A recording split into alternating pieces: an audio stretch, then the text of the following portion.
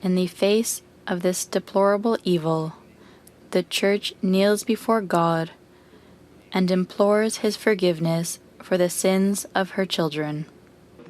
Dear Indigenous peoples of Masquesis and of this land of Canada, dear brothers and sisters,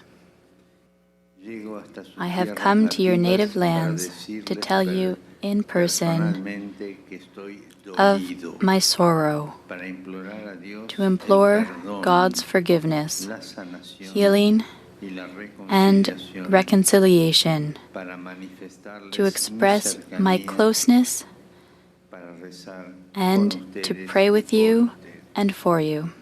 Madam Governor General.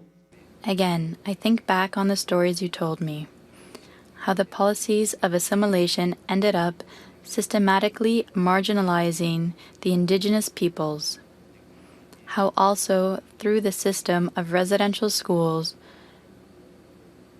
your languages and cultures were denigrated and suppressed, how children suffered physical, verbal, psychological, and spiritual abuse, how they were taken away from their homes at a young age, and how that indelibly affected relationships between parents and children, grandparents and grandchildren.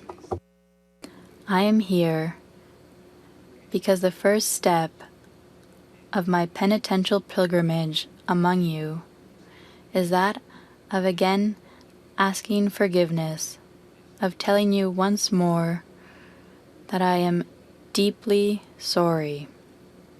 Sorry for the ways in which, regrettably, many Christians supported the colonizing mentality of the powers that oppressed the Indigenous peoples. I am sorry.